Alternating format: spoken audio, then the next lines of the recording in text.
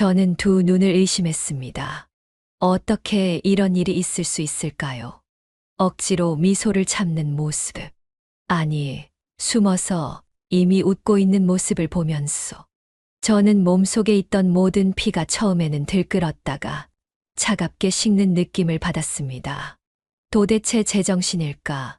이런 생각이 들었다가도 그동안 보여줬던 것이 다 연기였다는 것에 소름이 돋기도 했습니다.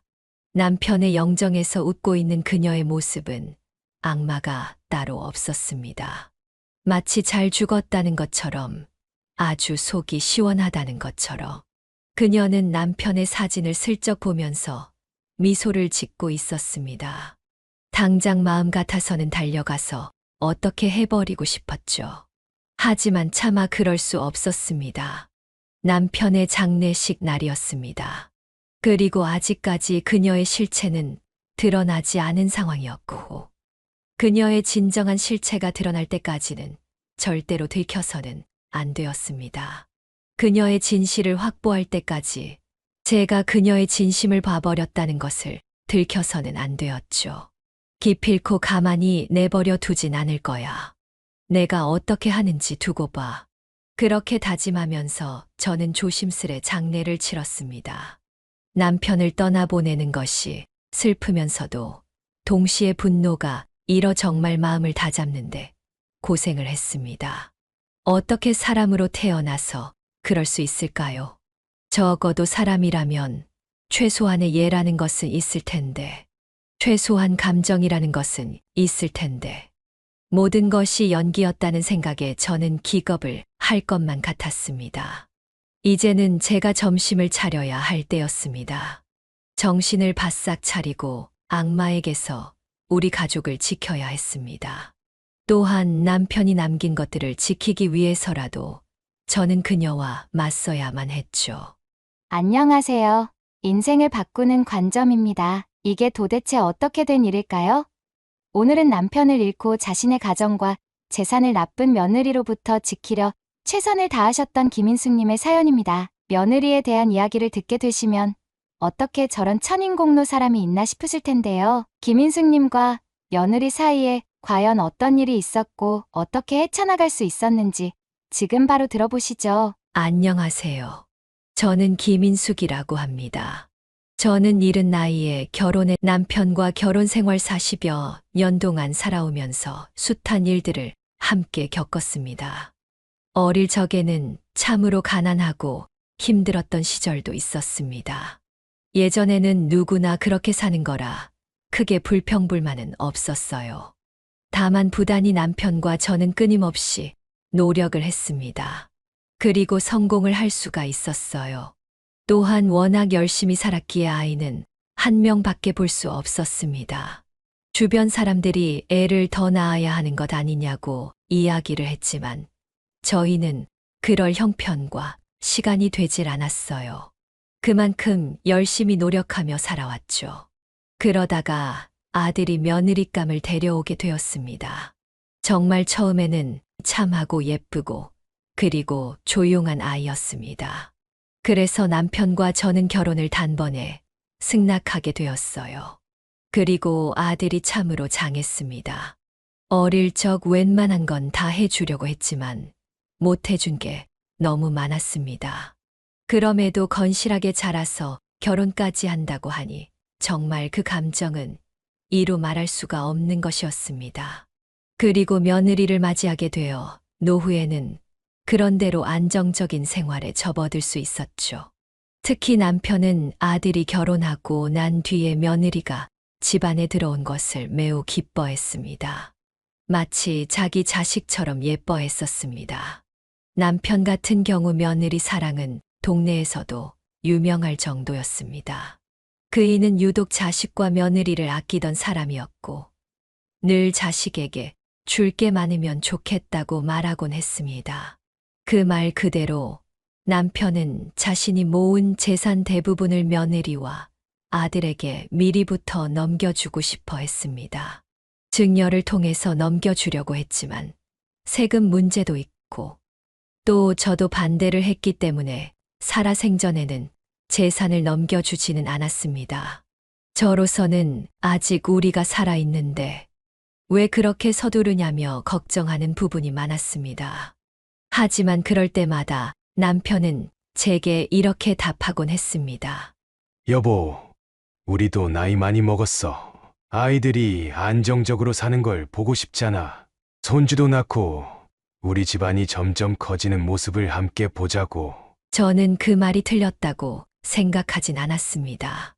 남편은 평생을 착하고 부드럽게 살아온 사람이라 아들과 며느리가 더 편하게 살길 바랐습니다. 그러나 저는 사실 아직까지 마음을 놓지는 못했습니다. 그 이유는 며느리가 겉만 번지르르한 건 아닌가, 이런 불안한 마음이 없잖아 있었기 때문입니다. 사실 첫인상은 더없이 좋았습니다. 그러나 그 이후 아들과 결혼을 하고 난 뒤 종종 저는 며느리의 차가운 눈빛을 발견하고는 했습니다. 그리고 특히 뭔가 이야기를 할 때면 본인도 모르게 물질적인 것에 민감하게 말하고 행동했습니다. 또한 말투가 꾸민 면이 있다고 느껴졌습니다. 아들에게 들어보니 명품 같은 것을 좋아하기는 하지만 그렇게 보채거나 하지는 않는다고는 하는데 그래도 영 찝찝한 부분들이 있었죠. 솔직히 말하자면 가식적인 부분이 있다는 생각이 들었습니다. 그냥 이건 제 육감이었습니다. 하지만 어떤 일이든 마찬가지라고 생각하며 넘어갔었습니다. 왜냐하면 모든 일에 자기 자신을 보여주는 것은 어려운 일이기 때문이죠. 적어도 가식이든 모든 예의를 차릴 줄 안다면 다행으로 여겼습니다. 다만 그것이 악의적인 마음을 감추기 위한 연기만은 아니길 바랐죠. 선만 넘지 않는다면 무슨 문제가 있겠거니 했어요. 저야 옛날 사람이니 시부모를 끔찍이 아끼며 모셨지만 요즘은 또 생각과 상황이 다르다는 이야기를 많이 들었으니까요. 그래서 시대의 흐름이 그런가 보다 생각을 했었습니다. 그래서 어느 정도 연기를 해서라도 예의 있게 구는 것이 중요하다고 생각을 했습니다. 그래서 아무런 이야기 없이 넘어갈 수 있었던 것입니다. 또한 남편이 며느리를 참 좋아하는 부분도 컸습니다. 그래서 저도 별다른 의심 없이 몇 년을 살았습니다. 그렇게 한동안 시간이 흐르고 아들 부부가 제법 자리도 잡았을 즈음 남편은 갑작스러운 병에 걸렸습니다. 제게는 하늘이 무너지는 것 같은 소식이었지만 남편은 오히려 저를 안심시키려 했습니다. 여보, 병원에서 몇 달 정도 치료하면 괜찮아질지도 모른대. 우리가 버틸 만큼 버텨보자고. 저는 남편을 부여잡고 기도했습니다. 그러나 세상 일은 마음대로 되지 않더군요. 남편은 병마를 이기지 못하고 결국 세상을 떠나고 말았습니다. 장례식장을 준비하는 내내 저는 정신이 혼미했죠. 매 순간이 꿈인지 현실인지 분간이 되지 않았습니다. 조문객들을 맞이하면서도 내가 곁에서 함께 늙어갈 거라 믿었던 사람이 이렇게 허망히 가다니, 이런 슬픔이 가슴을 후벼 파듯 밀려왔습니다. 장례식 이틀째쯤이었을 겁니다.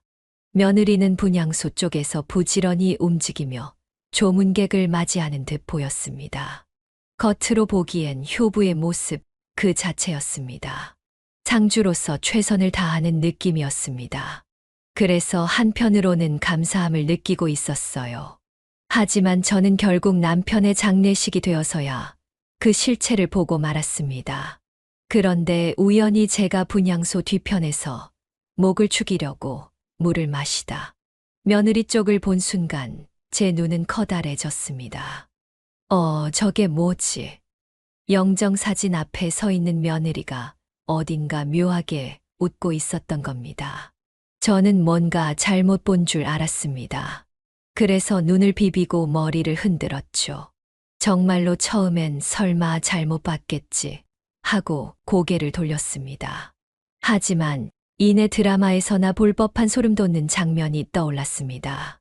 장례식장에서 슬픈 표정을 짓는 게 당연한 일입니다. 그래서 이야기하는 중에 약간 미소를 지은 걸 오해했나 싶었죠. 근데 곧 제가 조금 더 다가가자 며느리는 친구로 보이는 사람에게 조용히 입 모양만 움직이는 게 보였습니다. 저는 조용히 다가갔습니다. 그 순간 제 두 귀에 들린 목소리는 간담이 서늘해질 정도였습니다. 이제 돌아가셨으니까 상속이나 빨리 정리되면 좋겠어. 시어머니도 나중엔 요양원 가신다던데 곧 부자 되는 거 아닌 거 몰라? 좋다 좋아. 손이 부들부들 떨리기 시작했습니다. 시아버지가 돌아가신 상황에서 그것도 장례식장 한복판에서 어떻게 저런 말을 할 수 있을까요? 적어도 우리는 사람으로 태어났습니다. 짐승과 다른 것은 생각을 하고 적어도 인간다운 행동을 할 수 있다는 것입니다. 그런데 지금 들은 이야기는 마치 인간으로서는 도저히 할 수 없는 그런 이야기를 하고 있었습니다. 물론 재산 문제를 슬쩍 생각해 볼 순 있습니다. 그런 생각이 안 든다면 거짓말이겠죠. 하지만 이건 아니었습니다. 이건 아무리 봐도 남편 죽음을 반기는 듯한 뉘앙스였습니다. 저는 얼어붙은 채 순간적으로 내가 잘못 들었나라고 생각하며 멍하니 서 있었습니다. 몇 번을 그렇게 잘못 들었겠지 생각했습니다. 하지만 며느리와 친구의 이야기는 계속되었죠. 진짜 노인네들 비 맞추고 살기 얼마나 힘든 줄 알아? 너는 진짜 혹시라도 시댁이랑 같이 살 생각은 죽어도 하지 마라. 내 부모 비 맞추는 것도 힘든데 남의 부모 비 맞추는 거 아무나 하는 거 아냐? 그나마 떨어질 콩고물이 있으니까 버틴 거지. 저는 눈이 붉어지는 것을 느꼈습니다. 분노, 슬픔 등 온갖 감정이 머릿속에 휘몰아쳤죠. 며느리는 제게 들켰다고는 꿈에도 생각하지 못했는지 조문객이 오자 고개를 돌려 다시 영정사진을 향해 아련한 표정을 지어 보였습니다. 대외적으로는 효부의 이미지 그대로였지요. 저는 그 모습에 소름이 끼쳐서 정신이 아득해졌습니다. 저는 눈물을 삼키며 자리로 돌아갔습니다. 이후로는 아무 말도 하지 않았습니다. 남편이 떠난 슬픔조차 며느리가 내뱉은 그 한마디에 무너져 내릴 정도로 정말 가슴이 끓고 있었습니다. 장례가 끝나고 남편의 영정을 집에 모신 날, 며느리는 갑자기 저한테 조금씩 재산이나 유산 이야기를 꺼내기 시작했습니다. 어머니, 저희도 아버님이 남기신 재산을 정리하느라 조금 알아봤는데요. 혹시라도 어머니 혼자 처리하시기 어렵다면 저희가 서류 작업 같은 건 해드릴 수 있어요. 곧 상속인 지위로 등기나 은행 업무를 봐야 해서요. 겉보기에는 저를 도와주려는 듯 말했지만 그 속내는 뻔히 보였습니다. 제가 남편 재산을 얼른 정리하길 바라는 것이겠죠. 그리고 며느리가 주도적으로 그 돈들을 가져가고 싶다는 이야기였습니다. 제가 만약 그 장면을 못 봤다면 그러자고 이야기를 했을 겁니다. 남편도 원하는 일이었으니까요. 좀 생각해보자. 저는 그날 며느리 말을 듣고 미소 한 번 지어주지 않고 담담하게 말했습니다. 그러자 며느리는 살짝 표정을 굳히더니 이내 조금 더 태도를 바꾸어 한층 상냥히 말을 이어갔습니다. 어머니, 제가 아버님 살아계실 때 여쭤봤었잖아요. 아버님이 저희 부부를 많이 예뻐해 주시던데 유언 같은 걸 남기신 건 없었나요? 아버님이 평소에도 아들한테 재산을 많이 넘겨주고 싶다고 하셨잖아요. 글쎄다.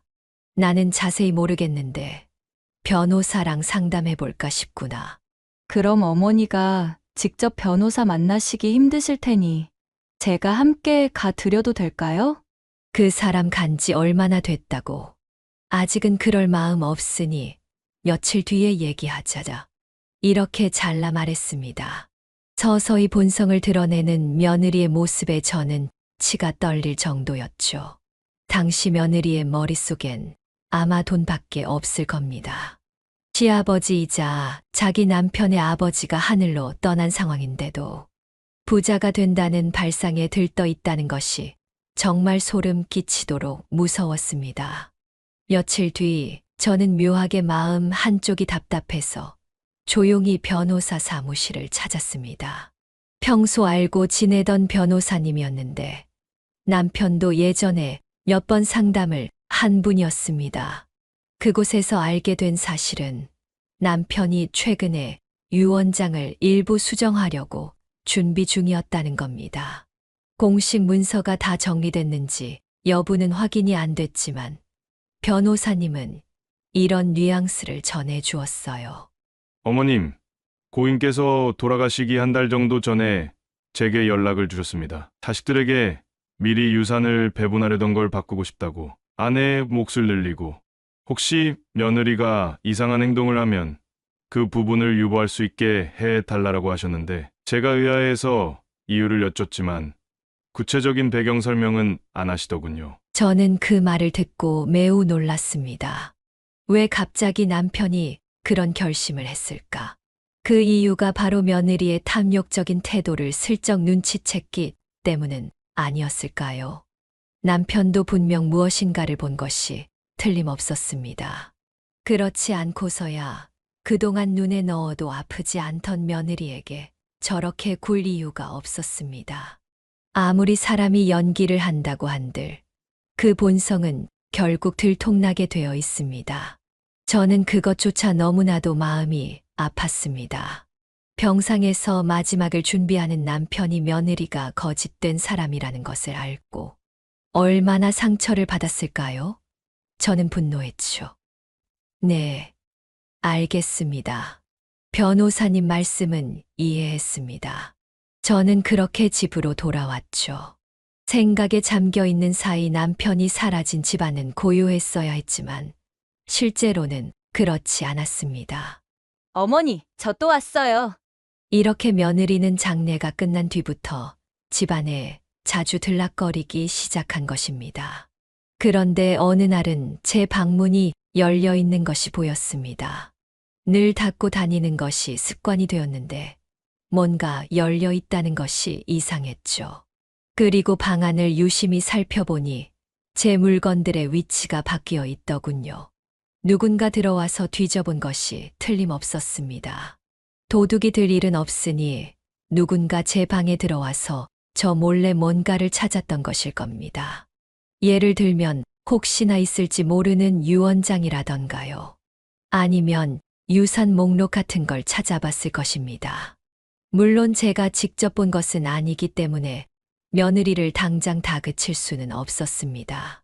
하지만 점점 은행 계좌나 부동산 증서가 어떻게 되어 있는지 며느리는 은연중에 물어보며 저를 떠보기 시작했습니다. 몇 번은 제 방을 기웃거리는 것도 봤었죠. 저는 며느리가 제 방에 지나친 관심이 있는 이유가 뻔히 보였습니다. 그러다가 아들 앞에서 또 다른 모습을 보이는데 그 모순된 태도가 역겨울 정도였습니다. 사람의 탈을 쓰고 시어머니의 방까지 뒤져가면서 시아버지의 유산을 찾는다. 기가 막힌 노릇이었죠. 어머니, 제가 오빠랑 이야기해 봤는데요. 사실 저희가 곧 아이도 낳고 집을 좀 넓혀야 할 텐데 어머니 혼자 이 집에 계시는 거 불편하지 않으세요? 차라리 요양원이나 시골로 내려가시면 편하지 않을까 해서요. 이 말을 듣던 저는 속으로 드디어 본심을 드러내는구나라고 생각했습니다. 그러나 표정은 바꾸지 않았습니다. 냉정하게 웃으며 되물었죠. 내가 굳이 요양원에 가야 할 만한 병이 있는 줄은 몰랐는데 왜 그렇게 생각하니? 아니요, 어머니. 꼭 병이 있어서가 아니라 편안히 돌봄을 받으시면 더 좋지 않을까 해서요. 저희도 앞으로 애가 태어나면 바쁘고 어머니 돌봐드릴 시간이 부족할 수도 있잖아요. 이건 서로에게 좋은 일이에요. 며느리가 이렇게 말하자 저는 그 말에 대답하기보단 고개만 끄덕였습니다. 그리고 그날 밤 저 혼자 방에 들어와 남편 영정사진을 마주하며 중얼거렸습니다. 여보, 이 아이가 당신 죽자마자 이럴 줄은 정말 몰랐어요. 장례식장에서 웃고 있더니 이젠 저를 밀어내고 싶은가 봐요. 그렇게 혼잣말을 하고 있는데 왠지 모르게 남편이 제 옆에 와 있는 듯한 기분이 들었습니다. 왠지 남편이 나중에 유언장을 바꾸겠다라고 한 말이 귀에 맴돌았고, 실제로 뭔가가 변경된 문서가 존재한다면 저를 지켜줄 조항이 들어있길 바라게 되었습니다. 시간이 흐르면서 며느리는 점점 초조해지는 모양새였습니다. 아들까지 독촉하여 상속 절차를 속전속결로 진행하려 들었습니다. 하지만 며느리 마음대로 일이 진행되지는 않았죠. 고인이 직접 남긴 유언장이 있으니 공식 개봉할 때까지 기다려야 합니다. 변호사 사무실에서 온 통지였습니다. 그리고 날짜까지 정해졌죠. 그러자 며느리는 한껏 들떠 보였습니다. 표정을 감추려는 듯 했지만 입가의 미소만은 숨기지 못하더군요. 본인의 생각으로 곧 공짜로 돈이 생긴다고 여겼을 겁니다. 그러니 입가에 미소를 숨길 수 없었겠죠. 그 생각이 훤히 보이는 것도 모르고 며느리는 여전히 저에게 고개를 조아렸습니다. 그리고 제 아들에게도 상냥하며 아무것도 모른다는 그런 표정을 짓고 앉아 있었습니다. 유언장 공개가 있기 전 저는 몇 가지 물증을 챙겨 두었습니다. 일단 제 방농 위에 몰래 캠코더를 올려놨었습니다. 예전에 남편이 쓰던 물건이었는데 며느리가 몰래 들어와 제 방을 뒤지는 모습을 찍어 놓기 위해서 남편의 물건 도움을 받았습니다. 그리고 혹시 모르니 며느리가 요양원에 보내겠다고 슬쩍 말하는 걸 녹음해 둔 것도 있었습니다. 마침내 유언장 공개일, 저와 아들, 며느리, 가까운 친척들이 한자리에 모였습니다. 변호사님은 신중하게 유언장 원문을 꺼내 읽어 내려갔습니다. 처음엔 무난했습니다. 나는 평생을 아껴왔던 내 아내와 사랑하는 내 아들에게 감사한다. 며느리 역시 내게 예쁨을 받는 가족이 되었으니 순탄하게 살았으면 좋겠다. 이런 평이한 인사말로 유언장은 시작이 되었습니다. 그때까지만 하더라도 며느리는 살짝 미소를 띠고 있었고 아들도 다소 긴장된 표정으로 있었습니다. 그런데 중간 이후로 넘어가니 분위기가 바뀌기 시작했어요. 남편이 직접 삽입한 문구가 등장한 겁니다. 만일 내 사후 며느리가 보인 행동이 불손하거나 아내에게 위해를 가하려는 의도가 드러날 시 그 해당 인물에 대한 상속은 전액 배제한다. 이런 놀라운 조건이 선명히 박혀 있었습니다. 그리고 뒤 내용은 더욱 구체적이었습니다. 만약 며느리가 아내에게 상속을 위해 부당한 압박을 했을 경우 재산은 며느리에게는 주지 않는다. 이런 문구도 명시돼 있었습니다. 순간 모두가 술렁거렸습니다. 저런 조항을 넣은 이유를 저 말고는 아무도 몰랐기 때문입니다. 며느리는 얼굴이 벌개지더니 황당하다는 듯 변호사님을 쳐다봤지요. 하지만 이내 다시 침착함을 며느리는 찾았습니다. 본인의 정체가 들통나지 않았다는 것을 인지한 것이겠죠. 아버님도 참 이런 걸 왜 넣으셨지? 그러자 옆에 있던 아들도 거들었습니다. 그러게, 당신을 그렇게 예뻐하셨는데 당황스러운 이야기네. 그러나 변호사님은 이렇게 말씀하셨죠. 고인께서 생전에 유언장을 최종 수정했으며 직접 서명까지 마치신 내용입니다. 이렇게 설명했고 이어 변호사님이 각 항목을 더 세밀하게 낭독했습니다. 그 내용이 가관이었습니다. 요약하자면 아들과 며느리에게 재산을 넘겨줄지 말지는 전적으로 제가 결정하는 것이라는 조항이었습니다. 조항 하나하나 모두 며느리가 불경한 행동을 할 경우 어떻게 할 것인지 긍이 적혀 있었죠. 그러자 분위기는 더 술렁거렸습니다. 며느리는 귀가 의심된다는 듯 두리번거렸습니다. 아들은 충격의 말을 잇지 못했고 다른 친척들은 이게 무슨 소리인가 하는 표정이었습니다.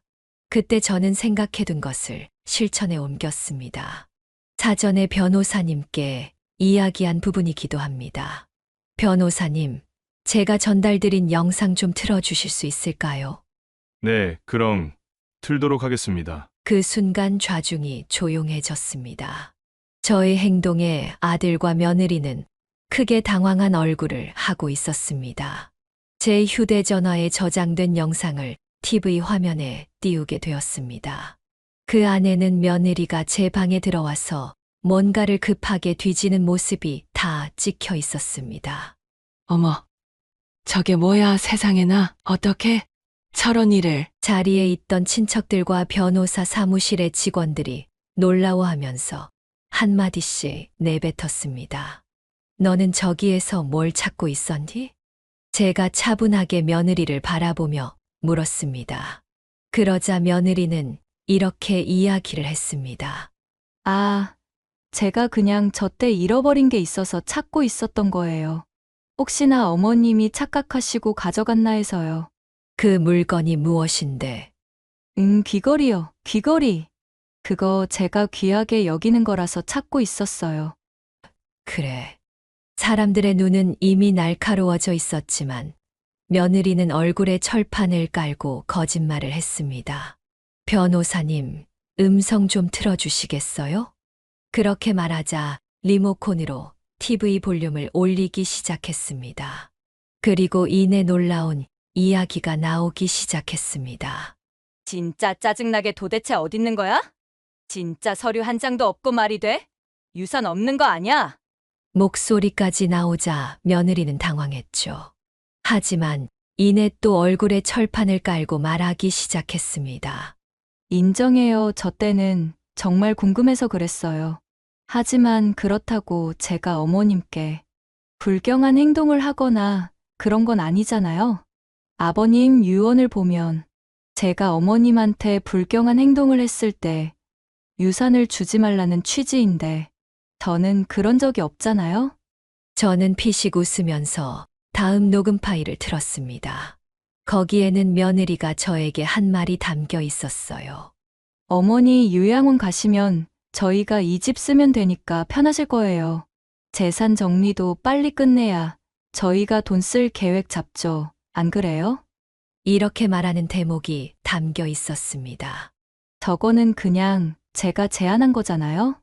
어머님이 가장 편하게 남은 노후를 보낼 방법을 말씀드린 거라고요. 그래. 그러면 이건 어떻게 변명하는지 볼까? 저는 다음 파일을 틀었습니다. 이 파일은 저와 아들이 잠깐 나갔고 며느리 혼자 거실에 있던 사이 녹음기에 녹음된 내용이었습니다. 아씨 몰라 진짜 유산만 받으면 깨끗하게 이혼하려고 했는데 상황이 점점 질질 끌리네. 아니야. 분명 이 집에 재산 많다니까. 내가 알기론 최소 20억 이상은 가지고 있어. 내가 그동안 얼마나 예쁨을 받았는데 10억은 떨어지지 않겠어? 아니면 집이라도 하나 해주던가.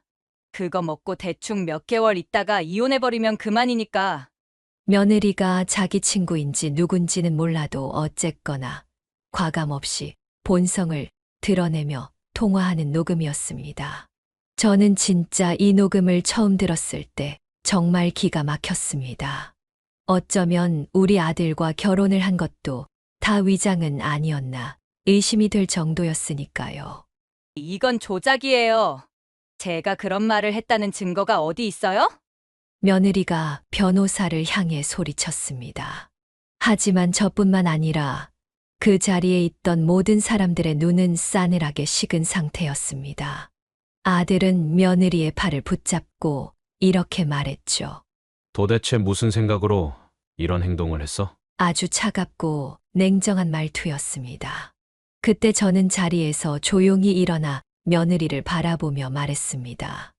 내 남편 그러니까 너희 시아버지는 마지막까지 내가 괜찮은 사람이라 믿었다. 그런데 병상에서 뭔가 감을 잡으셨는지 유언장을 이렇게 수정하셨어.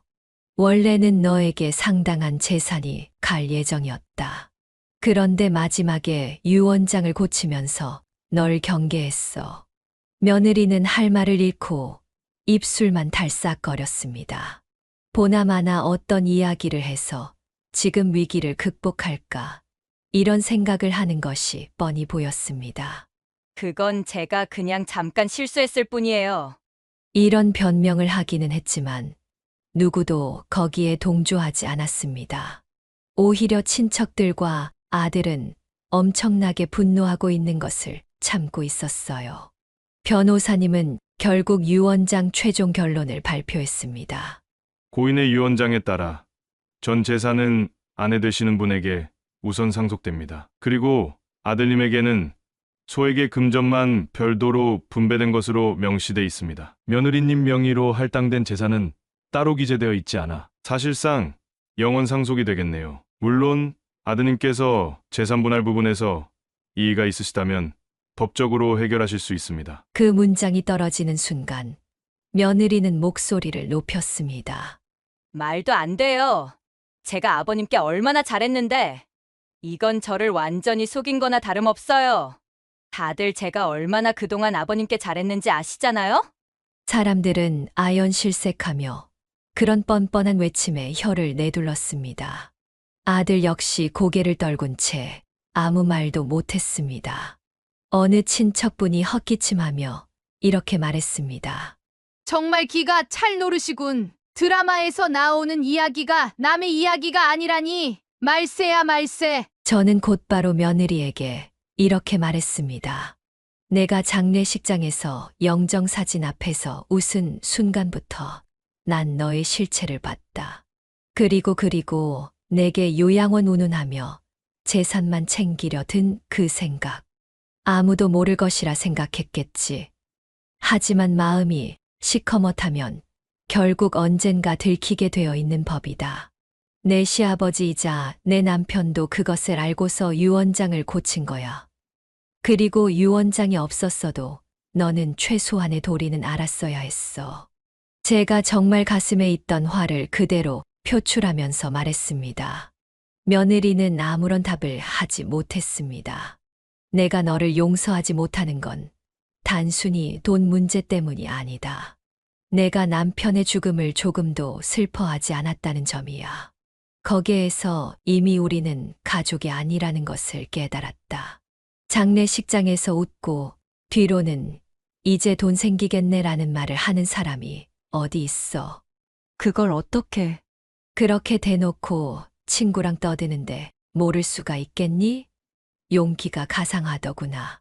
감히 내 남편의 장례식장에서 그렇게 웃고 떠들 수 있을 줄은 몰랐다.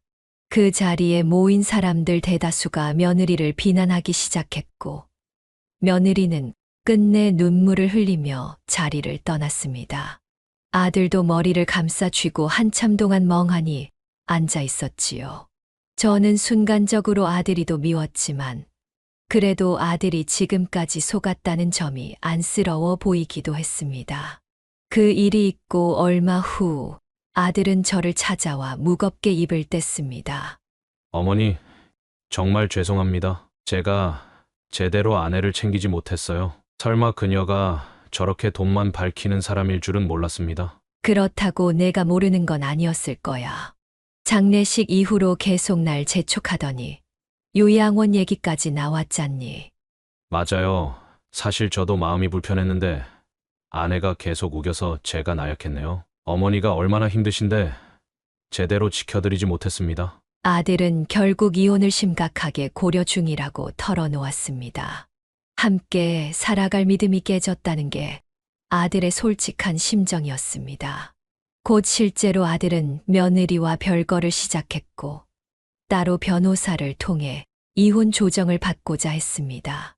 며느리가 억지로 화해를 청해왔지만 이미 남편의 유언장으로 이내 재산을 하나도 받을 수 없는 처지가 됐고 게다가 사람들 앞에서 탐욕적인 본성을 들켰으니 돌아갈 구멍이 없어 보였습니다. 저 역시 며느리를 다시 받아들이고 싶은 마음이 전혀 없었지요. 그렇게 아들과 며느리는 파탄에 이르렀습니다. 아들은 한동안 우울해 보였지만 차츰 정신을 다잡고 본인 일에 몰두하기로 했습니다. 때때로 저를 찾아와 어머니, 다시 혼자 사셔야 하는데 정말 괜찮겠어요? 이렇게 안부를 묻기도 했습니다. 저로서는 아들이 제게 신경 써주는 게 고맙기도 하고 미안하기도 했습니다. 결국 남편이 남긴 재산은 그의 유언장에 따라 제게 전부 상속되었습니다. 사실 저는 아들에게도 좀 나눠줄 생각이었습니다. 실제로 남편도 어느 정도 아들에게 주려 했을 텐데 아내 잘못 만나 모든 게 무산이 되었으니 어떻게 하지? 이런 생각이 들었기 때문입니다. 하지만 변호사의 설명은 그렇게 하지 않아도 괜찮을 것이라고 말을 했죠. 고인이 아들에게만 최소한의 액수를 남겨뒀으니 아들도 받는 금액이 아예 없는 것은 아니다라고 말을 했습니다. 하지만 저 혼자 수십억의 재산을 죽을 때까지 다 쓸 일도 없으니 아들에게 솔직히 물어봤죠. 너 재산 좀 필요하지 않니? 이제는 혼자 살아가려면 다시 준비해야 될 것들이 많잖니. 제가 무슨 염치로 아버지 재산을 받겠어요? 저는 제가 벌어서 성공하겠습니다. 그러니까 걱정 마세요. 아들은 오히려 이렇게 말하면서 재산을 기어코 받지 않겠다고 말했습니다. 다만 아내에 대한 충격이 가시질 않았는지 아들은 직장을 관두고 반년 정도 쉬는 시간을 가지겠다고 하더군요. 그리고 저는 다시 혼자가 되었습니다. 돈만 많을 뿐 모든 게 무너진 상황이었습니다. 남편이 바라던 대로 아들과 며느리가 행복하게 잘 산다는 계획이 무너졌으니 무엇을 해야 할지 갈피를 잡지 못했습니다. 그러다가 문득 생각해 보니 남편이 생전에 이런 말을 했던 것이 떠올랐습니다. 언젠가 우리 재산이 커지면 어렵게 사는 사람들에게도 도움을 주고 싶어. 남편은 참 따뜻한 마음을 지닌 사람이었죠. 비록 자신도 병으로 세상을 떠났지만 마지막까지 누군가를 돕고 싶어 하던 그 마음, 저는 그 마음을 이어가고자 했습니다. 당신이 남긴 돈, 결국 내 마음대로 쓰면 안 되겠지요. 우리 가족에겐 너무 많은 일이 벌어졌으니. 저는 그렇게 사회에 재산을 조금씩 환원하면서 사람들을 돕기로 결정했습니다. 저는 영정사진 앞에서 약속을 했어요. 정말 남긴 재산을 잘 활용해서 많은 사람들을 행복하게 만들 것이라고요. 남편을 잃은 지 얼마 안 되어서 내내 우울했지만 그렇게 작은 결심을 하고 나니 오히려 한결 마음이 편해졌습니다. 실제로 절차를 밟아 남편의 이름을 딴 조그만 재단을 만들었고 그 재단에서 지역 복지관이나 장학사업 등을 벌이기 시작했습니다. 금액이 아주 엄청난 규모는 아니지만 남편이 바라던 선한 나눔을 실천하는 것이 저로서는 큰 보람이 되었습니다. 아들 역시 저의 이런 결정을 보고 이렇게 말하더군요. 어머니가 용기를 내셨네요. 저도 나중에 재단 일 조금씩 거둘게요. 이렇게 말하며 웃어 주었습니다. 역설적이게도 며느리가 탐욕을 부리는 바람에 아들과의 관계가 더 돈독해졌다고 해야 할까요? 아들은 며느리와 이혼 절차를 서두르는 것 같았습니다. 하지만 막상 잘 되지는 않는 모습이었죠. 며느리 측에서 또 말도 안 되는 뭔가를 요구하는 모양이었습니다. 하지만 결국 나중에 깔끔하게 이혼이 되었죠. 며느리는 어떻게 됐을까요? 처음엔 화를 내며 이건 부당하다며 소송이라도 할 기세였습니다. 그리고 몇 번이나 저를 찾아와서 시비를 걸기도 했습니다. 어머니, 진짜 그러시는 거 아니죠? 어떻게 이럴 수가 있어요? 연기든 뭐든 제가 잘해준 건 맞잖아요? 그리고 내가 이딴 집구석에 왜 시집을 왔는데요? 뻔한 거 아니에요? 솔직히 어머니 아들 잘난 게 뭐가 있어요? 얼굴이 잘났어요? 아니면 뭐 전문직이라도 돼요? 아니죠? 솔직히 저 같은 급이 여기에 왔으면 그만한 보상이 있어야죠. 안 그래요? 며느리의 추악함은 정말 끝이 없었습니다. 어떻게 사람이 저 정도까지 추악해질 수 있을지 몰랐죠. 나중에는 이제 어머니 소리도 붙이질 않더군요. 당신 내가 고소할 거예요. 나 몰래 촬영한 거부터 시작해서 당신 아들이 내 몸에 손댄 거 싹 다 내가 고소해 버릴 테니까 각오하는 게 좋을 겁니다. 하지만 며느리는 그 뒤로 깜깜무소식이었습니다. 며느리가 유언장을 책임진 변호사님에게도 찾아갔나 보더라고요. 이후 연락이 왔었죠. 재산을 어떻게 일부라도 받을 방법이 없냐고 찾아왔답니다. 그래서 이렇게 설명을 해줬다고 하죠. 영상 증거, 장례식장 증언 등을 고려하면 소송으로도 이길 가망이 없다. 오히려 위자료도 못 받는다고 딱 잘라 말했답니다. 속이 다 시원한 일이었습니다. 거기에서도 며느리가 난장을 피우고 간 모양이었죠. 결국 며느리는 어쩔 수 없이 포기하고 떠났죠. 물론 떠나기 전까지 찾아오거나 전화를 몇 번이나 해대는 턱에 머리가 아프기도 했습니다. 저도 인간이라 실수한 거예요. 이렇게 말하면서까지 회유책을 쓰기도 했습니다. 이전에는 미친 듯이 화를 내고 가더니 이번에는 동정표를 얻으려는 모습이었죠. 그렇게 변명을 늘어놓으려 했지만 저는 이미 마음이 식어버려기에 그냥 차단을 해버렸죠. 그런데 그렇게 마무리되나 싶었습니다. 그런데 뜻밖에도 며느리가 완전히 정신이 나간 상태로 다시 찾아오면서 파국으로 치달았습니다. 이혼 소송이 진행된 뒤 며느리는 도무지 돌이킬 수 없을 정도로 상심했는지 아들과 저를 향한 원망으로 가득 차 있었나 봅니다. 어느 날 저녁이었습니다. 저는 재단 모임 일정을 마치고 집에 들어와 부엌에서 저녁밥을 준비하고 있었습니다. 아들은 함께 살지 않고 따로 머물고 있었지만 오늘은 오랜만에 저녁 한 끼를 먹자며 들르기로 한 날이었죠. 그때 초인종이 요란하게 울렸죠. 인터폰을 보니 화면에 며느리가 서 있었습니다. 얼굴이 창백하고 헤어스타일도 엉망인 채였습니다. 저는 순간 가슴이 쿵 내려앉았습니다. 무슨 의도로 찾아왔을까 싶어 문을 열까 말까 망설였습니다. 행색이 워낙 정신 나간 사람 같았기 때문이죠. 하지만 혹시 대문 밖에서 소란을 피울지 몰라 일단 현관까지 나갔습니다. 노인네, 이러고도 무사할 줄 알아요. 며느리는 문을 열자마자 다짜고짜 울부짖는 목소리로 소리를 질렀습니다. 눈이 풀려 있었고 입에서 술에 쩌든 냄새가 났습니다. 저는 깜짝 놀라 뒤로 물러섰죠. 내가 여긴 왜 온 거니? 더는 할 말 없다고 했잖니.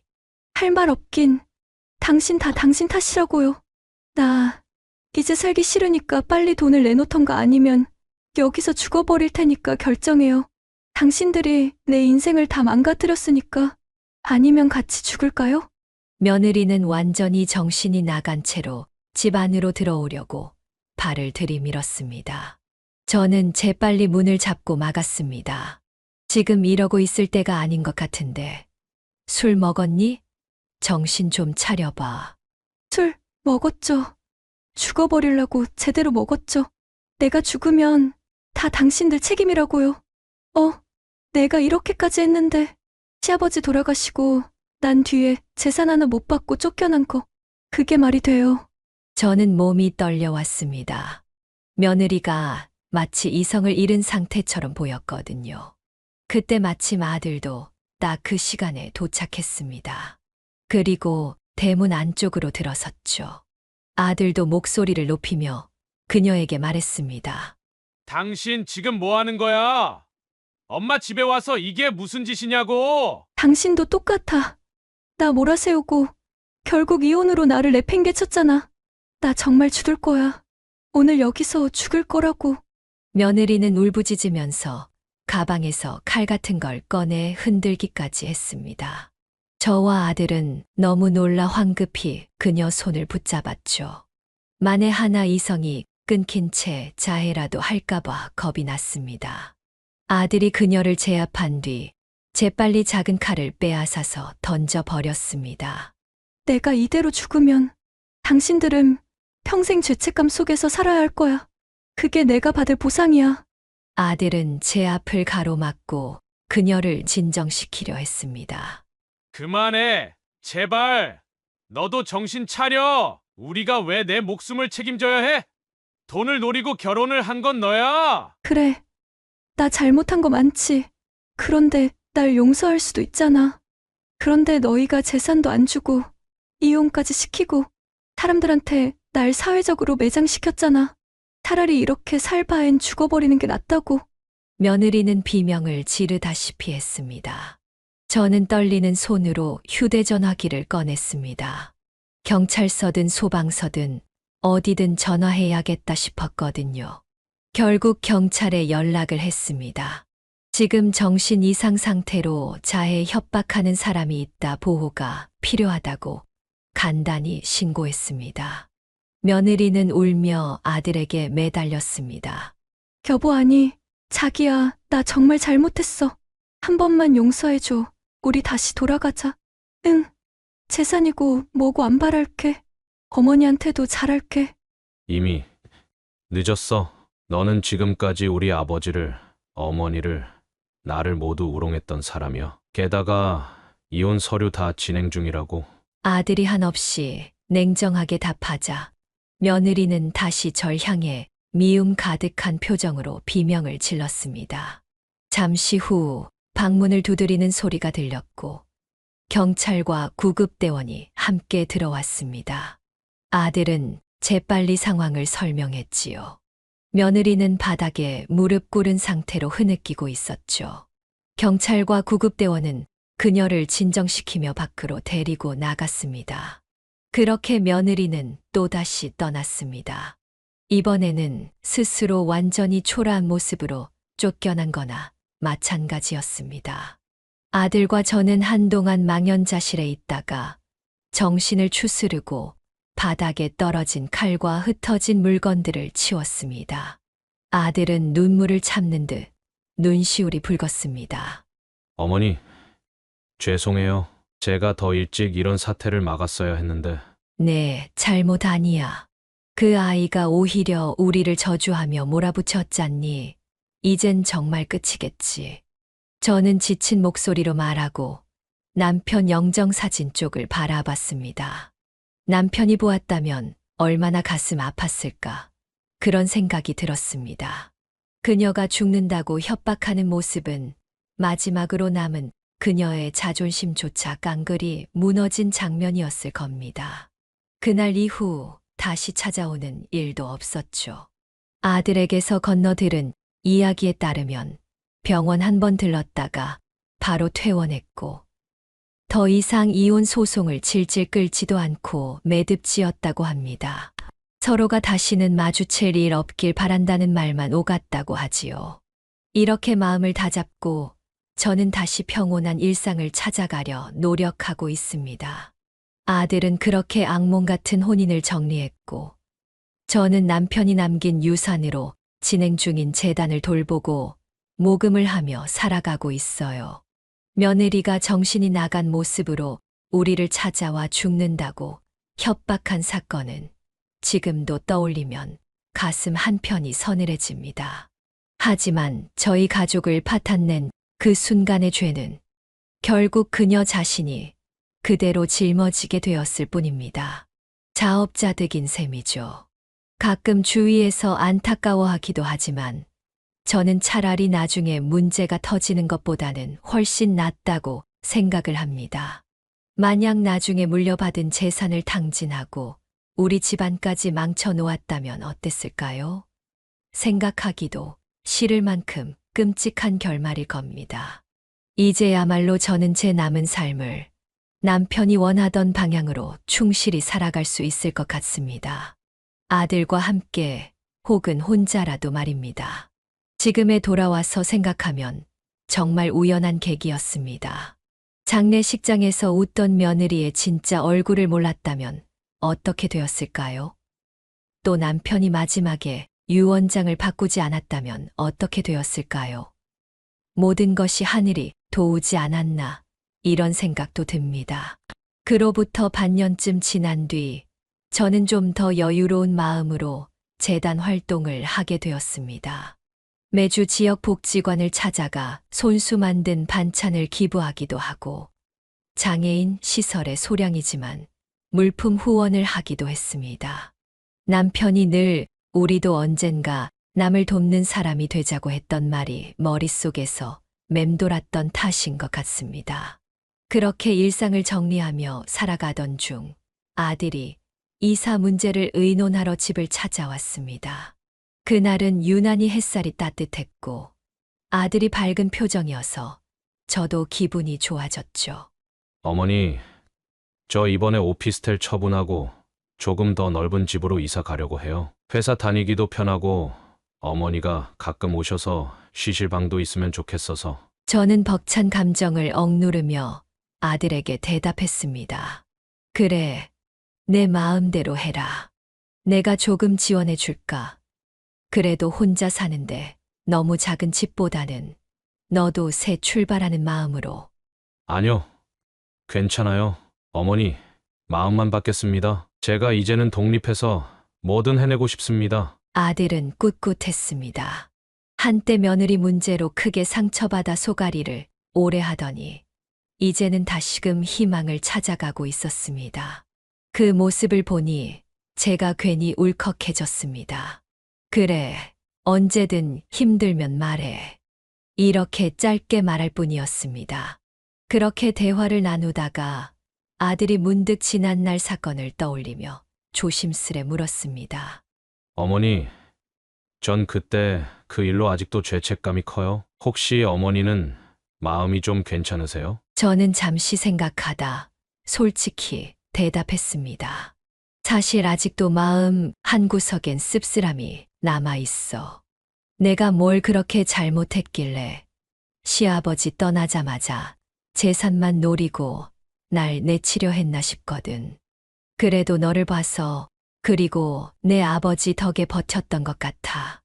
아들은 말없이 제 손을 꼭 잡아주었습니다. 저도 아들의 손을 잡으며 속으로 이 아이도 많이 힘들었을 텐데 다시 일어서줘서 고맙다는 생각을 했습니다. 그날 이후로 아들은 새로운 집에 이사해가며 더욱 열심히 살아가기 시작했습니다. 한편 제가 설립했던 작은 재단은 점차 지역사회에서 입소문이 나기 시작했습니다. 처음에는 그저 소규모 기부 정도였지만 점점 후원자가 생기고 남편을 아끼던 친지들도 소액씩 함께 내주시다 보니 규모가 조금씩 커진 것이죠.